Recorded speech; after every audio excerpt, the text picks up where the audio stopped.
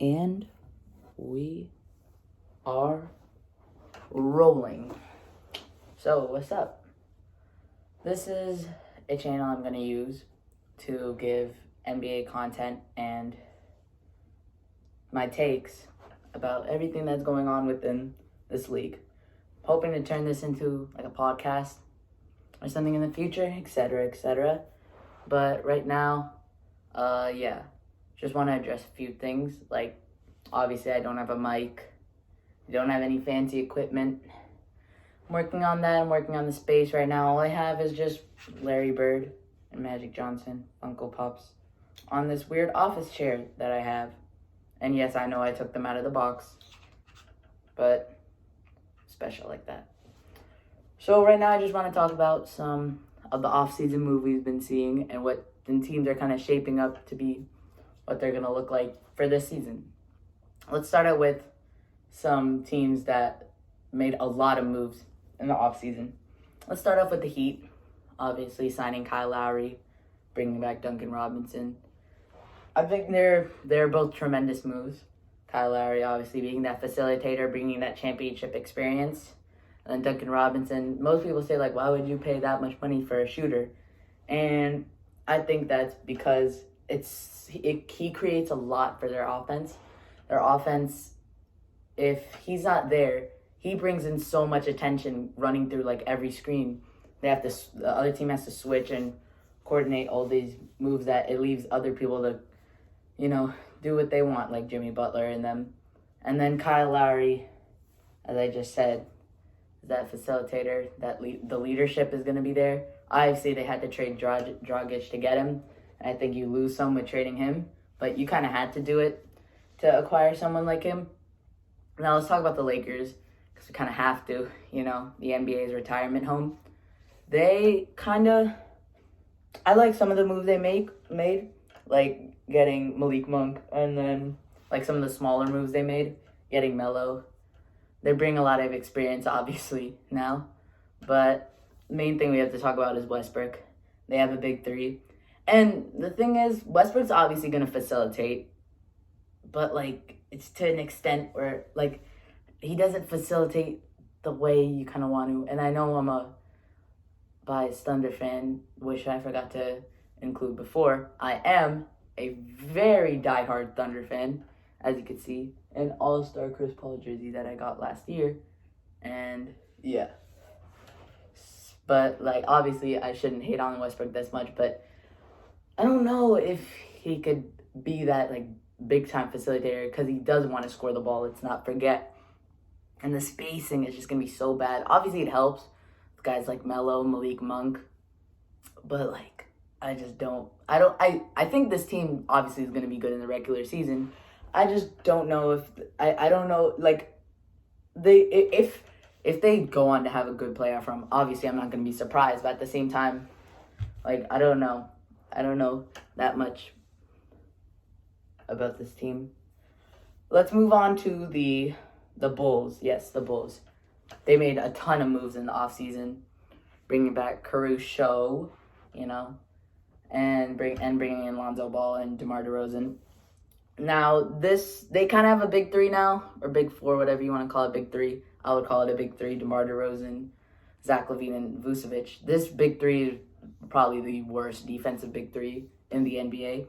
But I think it brings but I think they just have so much of a good scoring reputation that honestly, and they do have guys like Patrick Williams, even Lonzo can defend, is a very good defender. These guys could, I think Patrick Williams definitely is in a role where he has to step up in his second year, and that's not easy on a second-year player, but I think he is capable of it. I think this team is, a very well-constructed team, and their GM, I'm forgetting the name right now, but he has a tendency to, swing for the fences, make home run plays, and I think this is a home run play this whole offseason that they basically have no more first rounders, which is fine. I mean, it's fine. They have enough pieces now moving forward. And yeah. Now, I kind of want to talk about kind of my championship favorite for me. And I honestly think that it's the Nets. If they're healthy, I think some of the moves that they made are incredible. Mostly Patty Mills, bringing back Blake Griffin.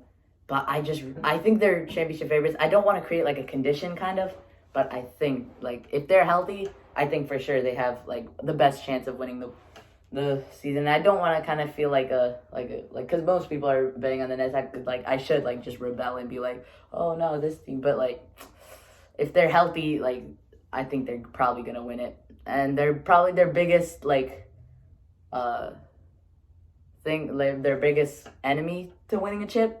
It's probably the Lakers in the West, and then the East. You still have guys like the Heat, the Bucks, and now the Bulls, the Sixers, depending on what they do with Ben Simmons in the West. Yeah. And now I kind of want to just talk about like my sleepers for the year. Let's talk about sleepers that might make the playoffs. Okay, I think this Wizards team is actually pretty good. Signing Spencer Dinwiddie, and that Westbrook trade. I don't even think it was that bad of a trade. Like you get a guy like Kuzma now has a chance to flourish, and you saw what he could do with that 2018 team.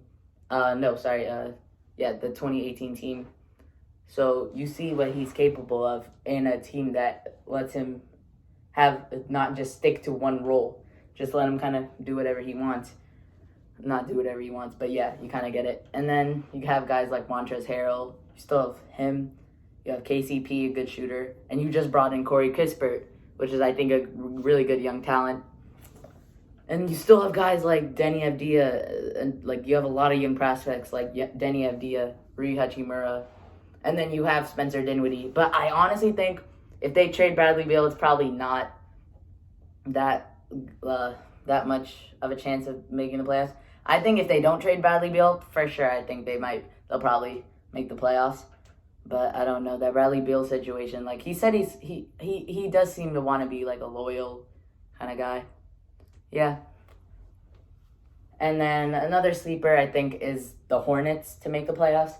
Look, we already saw what they're capable of last season with this roster. They did lose Devontae Graham. I forgot who they brought in, but they did lose him. But I think they did a great job in the draft, trading up to get Kai Jones. I think he's a very good big man for them for the future. And then they brought in James Bouknight. I thought he would go 6 to my Thunder, but then we picked Josh Giddey, which I'm okay with. But I think that Bouknight sliding all the way to a number 11 was very good for the Hornets. And yeah, and they still have their core roster: Terry Rozier, obviously LaMelo Ball, Miles Bridges. Yeah, I think they could definitely be sleepers. I think now let's talk about our kind of sleepers to make a deep playoff run. Yeah. Oh, yeah. I also had another sleeper to make the playoffs. I think the Grizzlies. The Grizzlies actually didn't do much, if you think about it, in the offseason, which was kind of confusing. Like, I thought they actually, no, they did make that trade, but they got rid of Jonas Valanciunas, brought in Steven Adams. Steven Adams kind of a worse version of Valanciunas. I don't know, he could still fit in. And then they just traded Eric Bledsoe for Pat Bev and Rondo, which is okay. They brought in Zaire Williams, but I think this team still is good enough to make the playoffs because they still have guys like Kyle Anderson. They have that leadership. They still have Dylan Brooks and obviously John Morant. I think this team could definitely, don't be surprised if they make the playoffs. Now let's talk about the teams that, have a really good chance to make a deep playoff run. So first, I think I already talked about them before. I think the Heat. I just think that 2020, everybody's now saying it's kind of a fluke. I don't know, but now that they did get better obviously this season. So I think that with that facilitating and them bringing back most of the guys that they had in 2020 to 2021, and I think those pieces could bring together maybe a conference finals appearance or even a finals appearance in a East. And I think the Warriors. So look, this is a team that with their core has been together for so many years. Obviously, we're talking about the three: Steph Curry, Klay Thompson, and Draymond Green. I think those three gelled together. They have been together for so long. They know the system. And I think they also did an amazing job in the draft. Again, my Thunder, Jonathan Kuminga going one spot after Josh Giddey. And they brought in Moses Moody, which is another great pickup.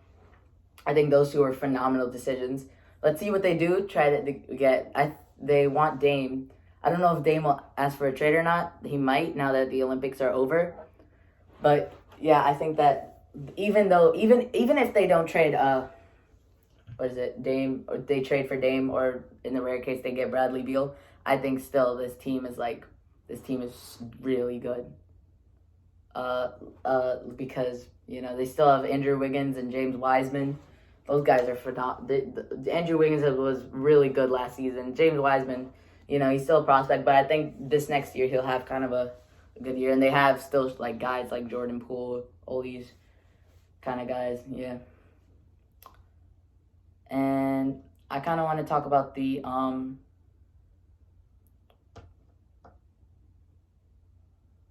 well, I forgot. So, yeah, that's kind of it. Well, we're done here. You could say bye to Larry and Magic. But, yeah, I'll see you back here next time.